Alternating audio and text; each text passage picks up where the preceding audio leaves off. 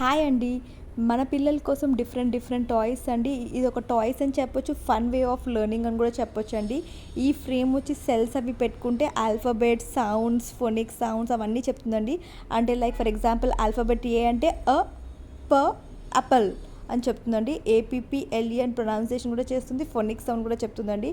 Present early age ఇయర్స్కి phonic sound is very much important అండి. So వాటి అలాగే నేను ఇంకొక టాయ్స్ కూడా తీసుకున్నానండి. ఆల్ఫాబెట్స్ ఆల్రెడీ ఒకటి ఉంది కదా అని మాత్రం అనుకోకండి.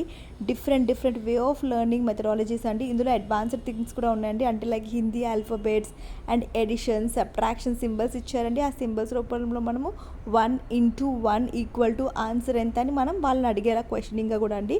అది ఫన్ వేలా ఉండాలి అంటే ఫ్రేమింగ్స్కి సెట్ చేసేయడమేనండి. ఆ ఫ్రేమ్కి పెడితే బాబు, పిల్లలు ఎవరైనా పాప అయినా కిడ్స్ మనకి ఆన్సర్ చెప్తారండి.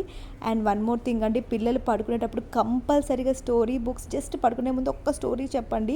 అది కూడా బుక్ ఓపెన్ చేసి ఒక good habits, going to school, how to think pack your things and different story books వచ్చాయండి. మీకు నచ్చిన స్టోరీ బుక్ ఒకటి పడుకునే ముందు డైలీ ఒకటి అలవాటు చేయండి.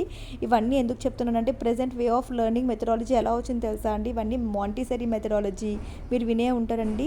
Montessori, Reggio, Emilia different methodologies మనం స్టార్ట్అప్ చేస్తున్నామండి. ఇవన్నీ ఏంటి అంటే fine motor skills, gross motor skills ఇవన్నీ ఇంప్రూవ్ అవుతూనే పిల్లలు డిఫరెంట్ వే ఆఫ్ టెక్నాలజికల్గా థింకింగ్, లెర్నింగ్ క్యాపబిలిటీ ఇంప్రూవ్మెంట్ కోసం ఇవన్నీ చెప్తున్నారండి. అందుకనే మెథడాలజీస్ మారాయి కాబట్టి పేరెంట్స్ థింకింగ్ కూడా చేంజ్ అవుతూ ఉండాలండి. At the same time story books, writing skills everything improve అవుతూ ఉంటాయండి. ఇవన్నీ ఫాలో చేస్తూ ఉంటే శాండ్ ప్లే యాక్టివిటీ అవన్నీ ఉంటాయండి.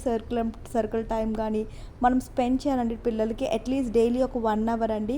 ఇలాంటి స్టోరీ బుక్స్ కొన్ని మార్కెట్లో చాలా అవైలబిలిటీలో ఉన్నాయండి. బేసిక్ లెర్నర్స్ అయితే ప్రాక్టీస్ స్కిల్స్ కోసం నేను scribbling words like sleeping line, standing line for ఎగ్జాంపుల్గా చెప్తున్నానండి. ఇవన్నీ ఒక డిఫరెంట్ మెథడాలజీస్ వచ్చాయి కాబట్టి మీరు ఒక్క వే ఆఫ్లో ఆలోచించండి.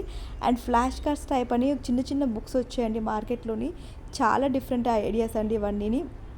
నాకైతే ఇవన్నీ ప్రమోషన్ కాదండి, పిల్లల ఐడియాస్ కోసమే నేను చెప్తున్నానండి.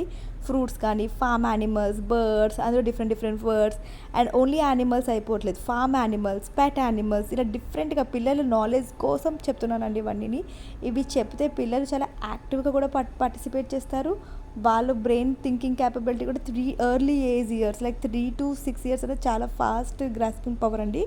నేను కొన్ని బుక్స్ ఇలా తీసుకున్నానండి. ఇది నా ఫస్ట్ లైబ్రరీ అని. మనకి ఇంకా సింగిల్గా కావాలంటే సింగిల్గా తీసుకోవచ్చు, సెట్లా కావాలంటే సెట్లో కూడా తీసుకోవచ్చండి.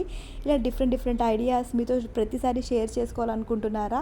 అయితే నా ఛానల్ని సబ్స్క్రైబ్ చేయండి. ఎవ్రీ డే ఒక్కొక్క యాక్టివిటీని పిల్లల్ని ఎలా ఎంటర్టైన్ చేస్తాను అన్నది ఎవ్రీథింగ్ నేను షార్ట్స్ కానీ ఏదో లాంగ్ వీడియోస్లో కానీ పోస్ట్ చేస్తూ ఉంటానండి. ఫాలో మై వీడియోస్ అండి, then subscribe. Thank you for watching. Bye.